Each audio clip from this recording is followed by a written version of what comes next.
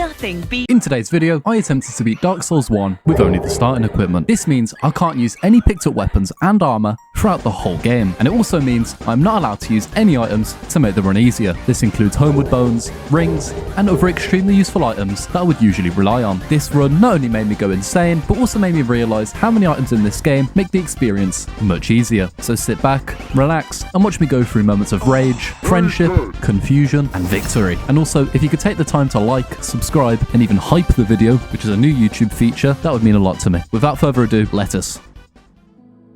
Now before we get into the actual run, there are a few rules that I have to go through. In this challenge run, I'm only allowed to use the weapons, tools, armor, and items that you get with your starting class. However, to make this run not make me rip out all my pubic hair, I decided there are some exceptions to the rule, that being usable souls, humanity, standard titanite, and rings that grant access to certain areas or bosses, such as the Covenant of Artorias ring. Now in my opinion, this really doesn't take away from the challenge, as I still can't use normally essential items such as homeward bones or repair powder or resins of any sort. However, feel free to complain in the comments. Either way though, let's get to character building. So first things first, with any Dark Souls run, we have to build our character that we will use for the entire game. Now although this is always an important step in any Dark Souls run, it is even more important in this challenge run, as the items we start with will be the items we finish the game with, which means we must take into account a few main points, that being the weapons we have access to, the armor, and whether or not we will need any items later on in the run in order to make the character any good. With those main points in mind, I could instantly get rid of all of these classes off the list of potential starting classes, which left me with the Knight, the Warrior, the Wanderer, and the Birmingham starter classes. After going through all the strengths and weaknesses of each class, I decided the Knight would probably be the best class to start the run with. However, we still have one more important choice to make before starting the run, with that being the starting gift. Now normally you'd just pick the Master Key and call it a day, but since we can't use any rings in this run, I decided to pick the Small Beings ring, which gives you a slight HP buff. However, I deeply regret this decision later in the run. Either way though, I make my character look like the son of Ryan Reynolds mixed with Leon Kennedy, pick a suitable name, and we begin. The first thing I noticed after starting this run is that our character fat rolls, which is moderately annoying. However, we make it through the prison without any real problems, grab our equipment, and defeat the Asylum Demon by hitting him repeatedly in his big inflated ass.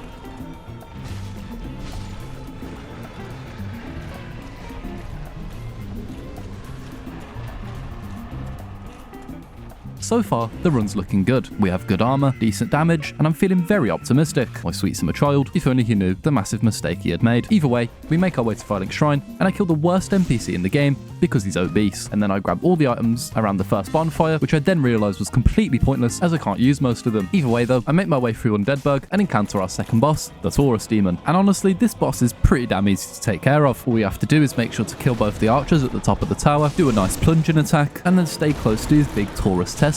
And as long as you don't accidentally get hit off the bridge, he's honestly a very easy boss. Show me your way!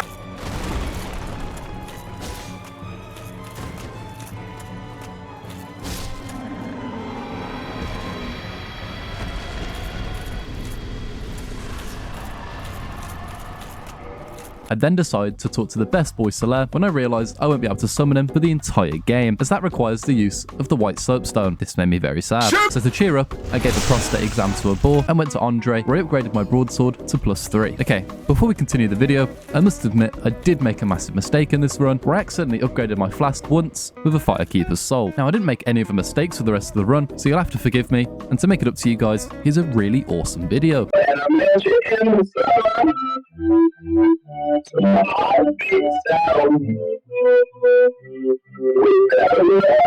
Anyway though, we now make our way towards the next boss, and on the way there, I decide to curb stomp this poor channeler, as I found out that he was a League of Legends player. After that though, it is finally time to fight the Bell Gargoyles, and it was at this point in the run where I realised my damage is a lot lower than on normal runs. You see, in most DS1 playthroughs, I would level a decent strength weapon to level 4 or 5 by now, but since I'm stuck with a broadsword dex build, I realised I'm fucking ass at this game. I managed to die to one of the easiest Souls bosses in the series twice before managing to achieve victory. I did lock in on the third try though, and we did actually manage to kill them with only a slight amount of skill issue.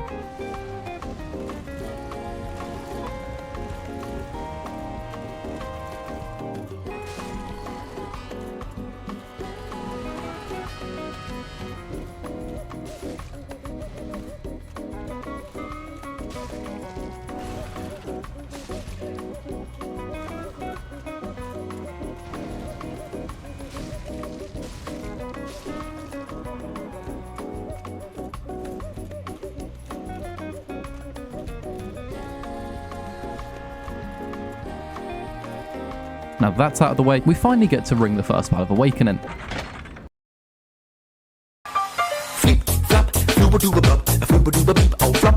I then decide to make a little detour in the run to go and fight the Moonlight Butterfly for some extra souls. And honestly, this boss fight went better than expected. Now, I can't summon in this run, meaning the fight did take a little while, since I have no range attacks and the Moonlight Butterfly only lands very occasionally. However, as long as I kept my shield up, straight, left and right, I was fine.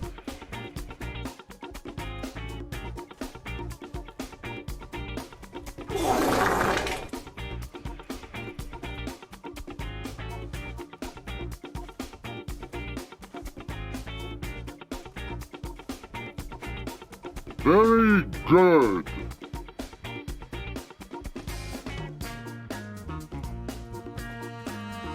After killing the Moonlight Butterfly, it was at this point in the run where I realised that not being able to use Homeward Bones is going to be extremely annoying, as I had to run all the way back to Andre without being able to teleport to the last bonfire. Either way though, I make my way towards our next boss, the Capra Demon, who I'm genuinely so surprised that I managed to kill first try, considering this is some of the worst Dark Souls gameplay I think I've ever seen. However, in all fairness, this is a very easy boss if you take away the dogs and the pretty small boss arena.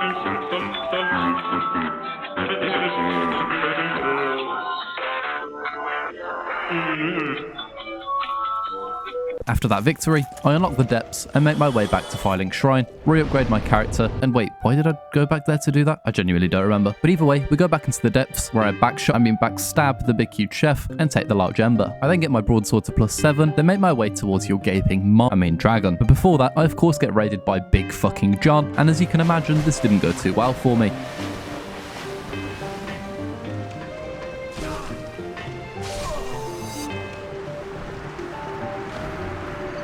Big John, if you're watching this, I hope you get explosive diarrhea, you little bastard. After crying like a little bitch for another 5 minutes, I make my way towards the gaping dragon and realise my damage is really not too great, and the dragon humps me to death.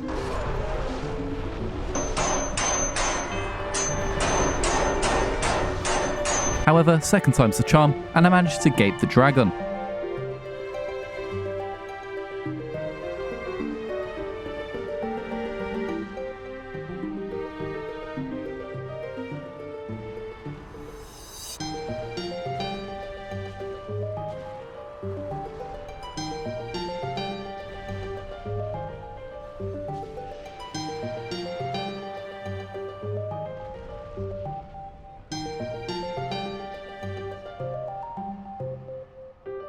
However, I now realise why taking the Master Key is always the best choice in this game, as I realise the shortcut to skip most of the worst bits of Blighttown is only accessible if you have that key, and if there is any other way, I wasn't aware of it. So I made my way through Miyazaki's sex dungeon, killed the average Fent user in Birmingham, and made my way towards a spider lady that I'm sure has no unusual fan art online whatsoever. I managed to die to Quelaag on the first try, as my DS1 skills are that of an 80-year-old man with Alzheimer's. However, on the second try, I managed to deal with Quelaag without too many issues.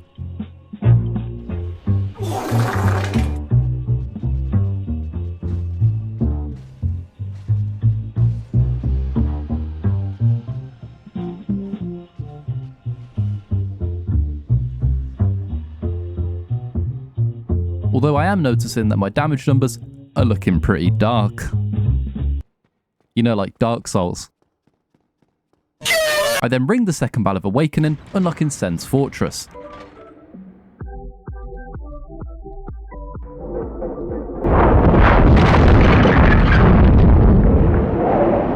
And then have to walk all the way back to Andre, where I upgrade my weapon to +8. Feeling pretty confident with my character's level and damage, I make my way to Sen's Fortress, and surprisingly, I managed to get through the whole area whilst only dying once. I then kill the giant who keeps throwing his Christmas puddings at me,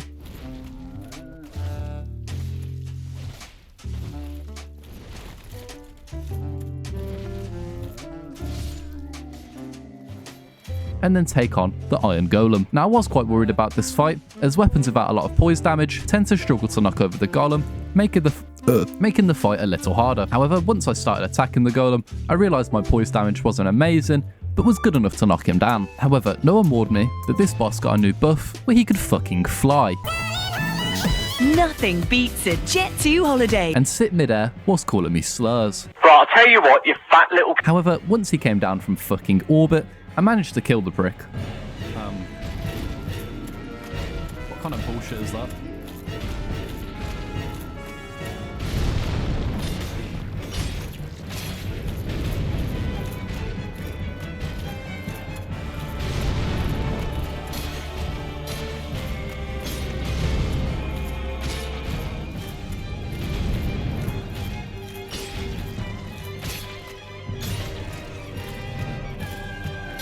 Actually killed him for his whole health bar. That's crazy.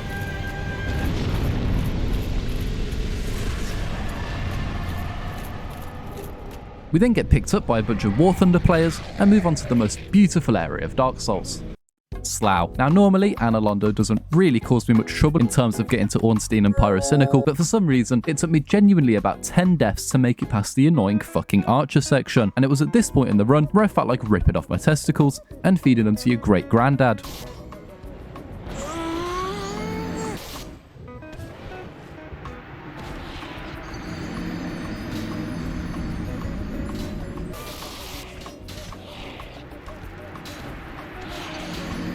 However, my day was made infinitely better once I was invaded by the absolute Giga Chad known as Silver Knight.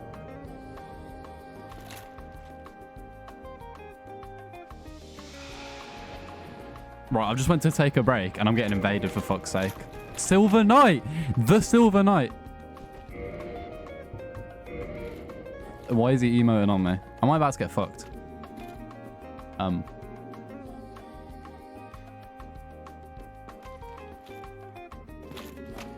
Are we just kind of like, guys, I've made a friend. Silver Knight has appeared. He wants me to kill his friend, I think. Silver Knight didn't try and fight me once he invaded, but instead decided to give me a full tour through all of Anna Londo's main building, helping me kill enemies, and just overall being a very swag guy. Silver Knight, if you're watching this, you're an absolute legend, and you made this run ever so slightly less rage-inducing.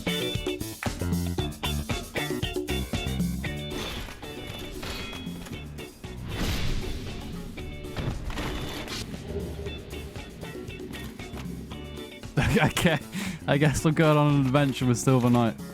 Guys, this is not what I expected to happen, but me and Silver Knight were going places.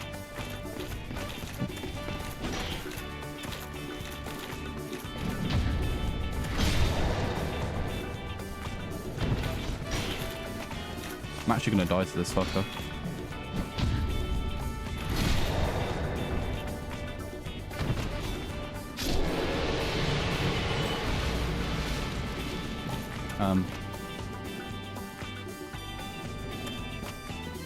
He's kind of just chilling, I guess. He's just giving me a little tour of the place. I respect it. I mean, look man, you gotta respect the Silver Knight hustle. Silver Knight, I hope you watch this video, and you know, I wish you the best. Unless you backstab me in a second. Yeah, he knows. He's trying to show me. He's trying to show me.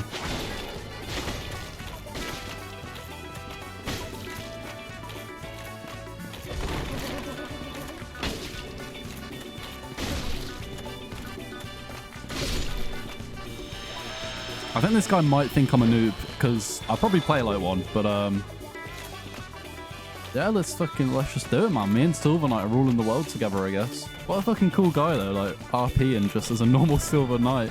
Fucking, you know, just like surveilling the building, I guess. Who's this? Gravelord Servant. I don't fucking know what that is. I see them all the time, I never know what it is. Bro's just opening the doors for me, what a nice guy.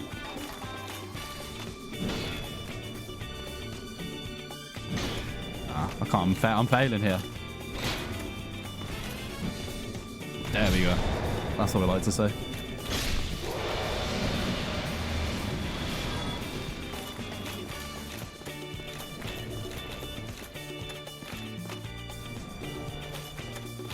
What a geezer. He's just giving me a nice little fucking tour of the place. I respect it. Oh, sorry, Silver. I didn't mean to hit you like that. I want to give this guy a little emote.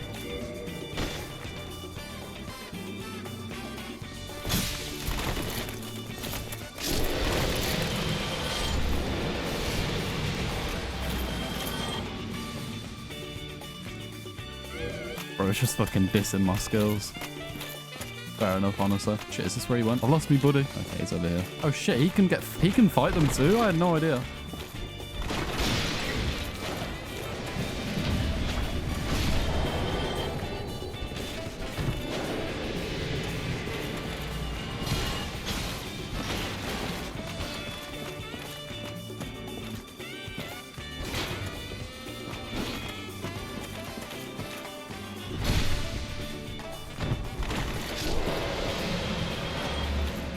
Me and my boy here, we're doing pretty well. This isn't the last bit, is it? There we go, he's back. That was a nice little tour we had there. That was very nice. This is pretty fucking epic, dudes. This is pretty epic. All right, he's giving me a tour of the whole fucking castle at this rate. Like, I think he might kill me at the end. I don't know if this is some elaborate pyramid scheme that's going on here, but me and Silver Knight are having a very nice adventure. I was going to say, you better take me to the shortcut.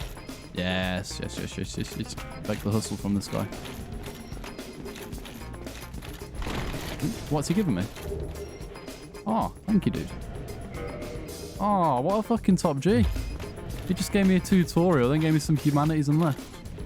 Silver Knight, if you watch this video, you are a fucking star, mate. You are what makes Dark Souls a brilliant game. Either way, though, after that experience of jolly cooperation, I upgrade my broadsword to +10 and take on Ornstein and Pyrocynical. Now, as usual with this fight, I did eat shit a few times, but once I locked in, I was able to defeat Ornstein pretty easily. And that just left us with the super inflated Pyrocynical. Smo's attacks really aren't that hard to avoid, as long as you make sure to avoid his charged ass slam, as that can pretty easily one-shot you if you're not careful.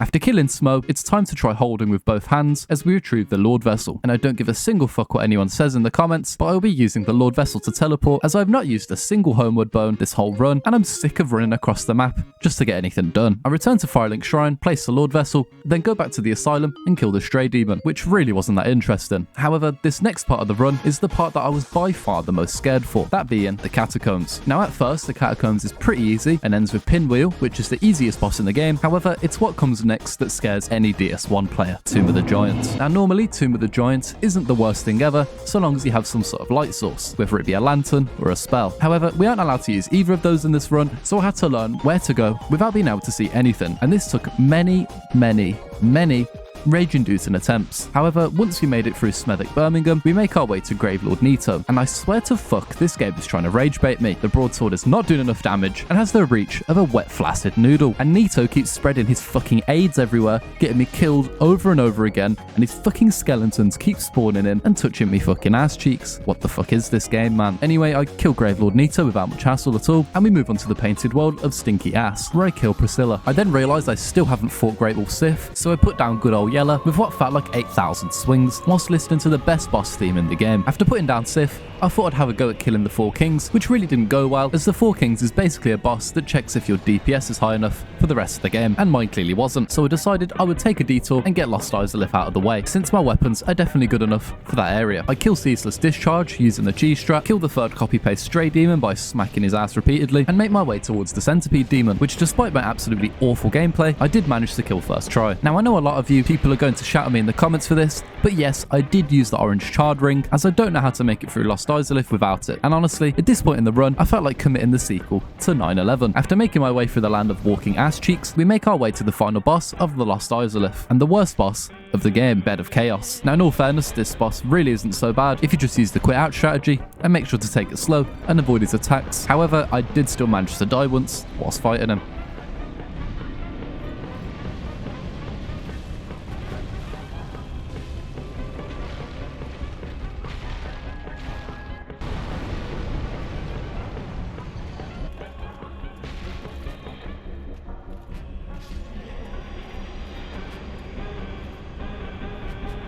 Here we are though now, at the final stretch of this run, with only 3 more main bosses to go. I decide that Seath will probably be the easiest boss to target next, as he has a really easy to read moveset and doesn't usually pose much of a challenge. However, I'm fucking shit at this game, as you may have noticed whilst watching this video. And this big oiled up P. Diddy looking ass fucking scaleless bastard managed to curse me 3 fucking times, which if you didn't know, in this game, halves your HP unless you spend 6,000 souls in order to break it. It was at this point in the run where I ripped off both of my testicles, threw them 6,000 miles, and fucking nuked Australia. However, after that though, I did manage to kill Seath, and yeah, the fight was pretty easy. This leaves us with only 2 more bosses to go, both of which are for the most part really easy. Before heading over to the last 2 bosses though, I made sure to farm some Titanite chunks and max out my broadsword to plus 15 in order to be able to defeat the 4 kings. At this point in the run, my weapons were as powerful as they were going to get, and I was feeling pretty happy with my character's stats. So with that, I make my way through the New Londo ruins and head through the 4 kings boss gate, fall into the void and lock in.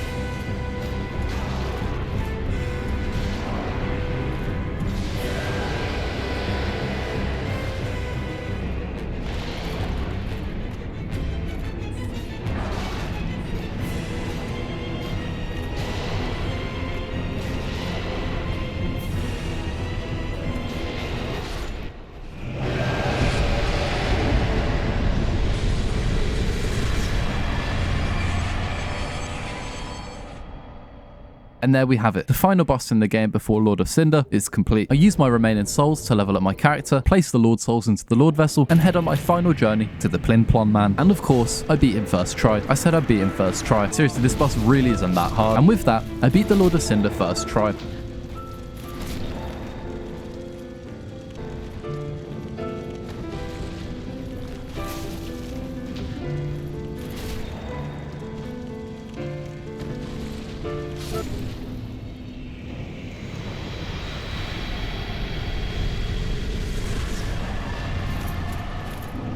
I look at my surroundings and prepare to link the fire. But then I remember how miserable this game is and how Franf gave me the best Gork 9000. So I decided the dark ending is better anyway.